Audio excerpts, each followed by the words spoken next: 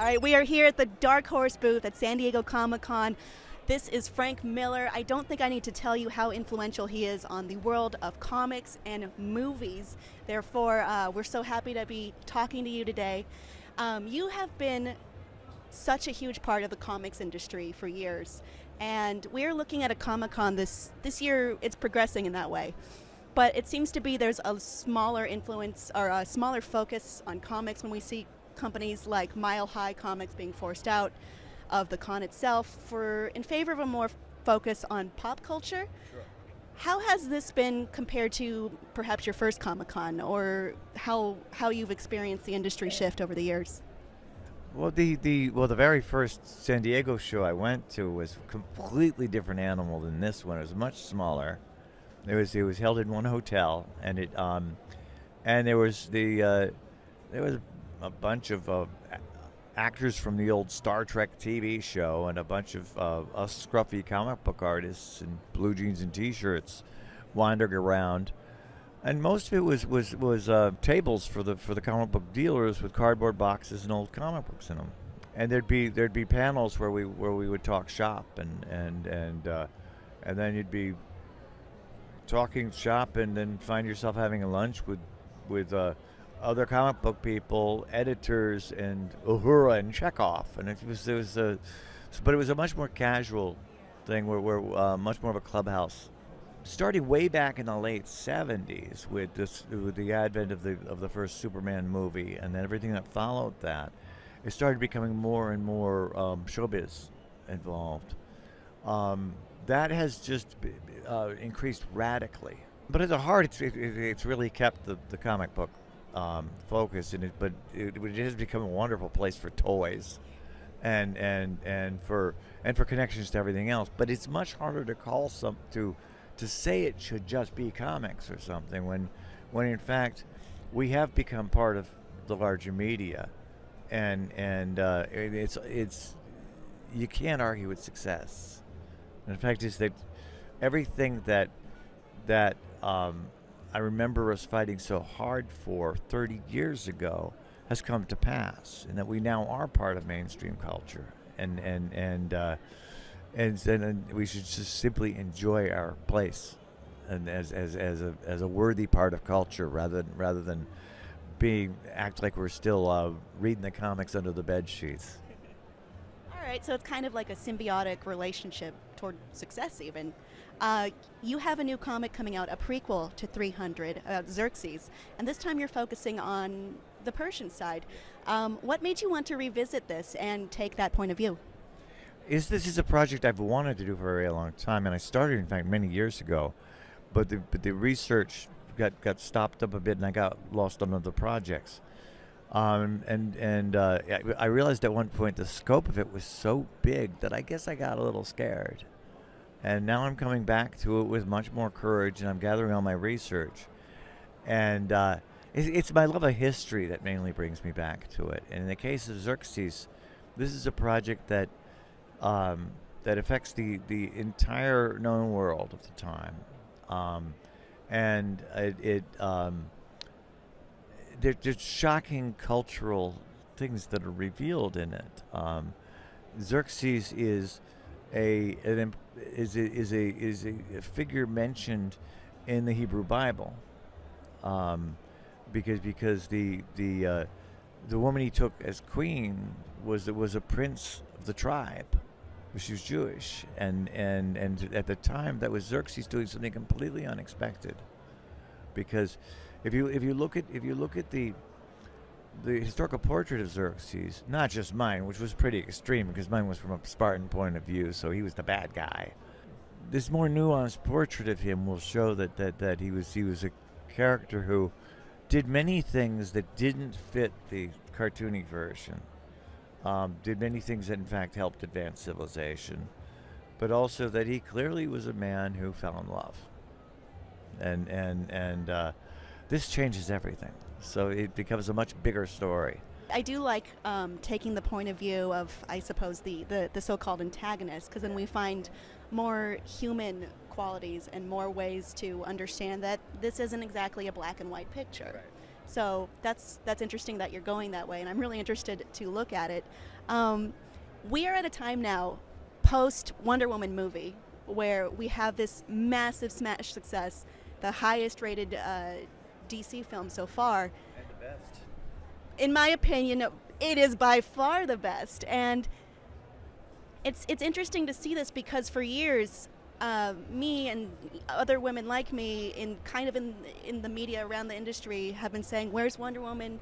We need this Wonder Woman movie. We need this strong female character. Where is she? She's going to be amazing when we get to see her," and she's finally here. What role do you think we have, or what are we looking at now? As we look at strong female protagonists and strong female characters in comics. I mean, where do we go with this? I mean, can you talk about the importance? Oh, absolutely. Because I mean, it's because it's something I made quite a bit of my career out of. It's always been when it first got into comics. It was always strange to me that in this story of heroism, in this medium dedicated to heroism, that the women were shortchanged, because if you look at mythological source material, heroines were everywhere, but you know, here you've got comic books which are filled with all these gorgeous, voluptuous women, but they aren't taking on positions of power, and the men are all gorgeous and voluptuous, but they've got all the power, and so it seems like it was a curious imbalance, and I kind of found my way into it when I was doing Daredevil by introducing Daredevil's old girlfriend as a bad girl, and from there from there on it matured as I did and as my work did, to have much more heroic characters like Martha Washington, and even in Sin City, the role of the women in it is extremely powerful, and so to me it's sort of like, why not? And also my glib answer to all of that is I've gone that direction because I have known the right women, you know, from my mother on, and I've known extremely strong women in my life. Do you think we'll see more movies, I guess, banking on that success and that view, that case study? You can never predict what Hollywood's going to do, but they got to have enough sense to know when they got a winning idea on their hands. But the magical combination of a character as classic and rich as Wonder Woman and that magnificent Israeli actress Gal Gadot is, I mean, you can't just throw a few things in the air and have that combination happen. But they've got a lot of talent there and a lot of brains, and this can't be the end of it. This has to be the beginning of a trend. Actually, I think it would be easy to kind of not get Wonder Woman, or to kind of draw her as, you know, this is a female Superman, when she's really her own person and she has her own powers. I mean, when someone has such great capacity for love, it's hard to portray that, I would say, in a way that really hits the point and isn't, you know. Well, you really brought up a good point, because the superheroes are, of course, generally have been a product done by guys for adolescent boys, and they of course have looked at and so on, but for now to be and the women, of course, have all been to be rescued, to be pretty and all of that. Lois Lane spent most of her time falling out of windows, but if you actually go back to the roots of Lois Lane, including those wonderful old cartoons that were done in World War II, and her portrait by Margot Kidder, she was tough as could be, smart as could be, and was always getting herself in trouble. The reason he was rescuing her was because she was so brave. She'd end up falling out of those windows. So she was not a damsel in distress. I always loved how hard as nails she was on Clark. Uh, it inspired my real They life. brought all that back with that wonderful first Superman movie, because Lois had been forgotten as a character, and that was a wonderful portrait of her. I will say for me that was the best part of Man of Steel was Amy Adams as Lois. She was great. Yeah, yeah. They did a lot right in Man of Steel. Yeah. Okay, that's a fair answer to that. I wanted to get your opinion. Actually, this is something I've been criticized for. My last answer, I've got to say, for a comic book guy, when they don't do too much wrong, I say they do a lot right. Yes. Because, people like me carry a lot of bruises from a lot of bad movies. I guess I've less to lose, I would say. But on a more, I guess, personal level, something I've gotten into issues with or arguments with other people is the role of politics in art, which is I've discussed politics in movies, politics in comics, politics in comic book movies, and a lot of the times I hear, oh, stop it doesn't belong here. This is just about two super beings clashing into each other, and I think, no, it can't be that much. Art is, I think, something so much different and so much deeper and rich and varied. I want to get your opinion on the role of politics and comics and art. Mix it up. Mix it up by all means. It's of course it depends on who the writer is and so on. Some people don't care about politics and they aren't going to make it away. Then there's really annoying people like me who want to throw everything in there. And to me, all the way back to my Dark Knight series when I started it, I thought a lot of the fun from this is going to be how the world would react to this lunatic running around and fighting crime. And I was able to do parodies of every imaginable political side as they were reacting to a mythic force. So it's kind of like showing how petty we all are when we've got something that's far beyond our understanding on our hands. I'm very eager to do the same thing with Superman, because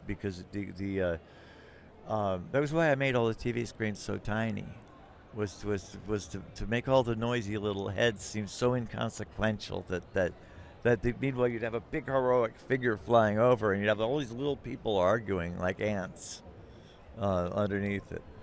But mainly to get back to my point, I believe everything is material, and it was only censorship and the long-standing untruth that comics are kids stuff that kept comics tied down to such juvenile material. And at this point, it's just idiotic. Walk out on that floor and see who you see. See the adult-to-child ratio. I wish there were a lot more children out there, but instead we're doing children's comics for adults, and so we're losing the kids. But we can't really take the adults onto greater levels, And it's we're dying in adolescence. And I think we should be expanding in both directions.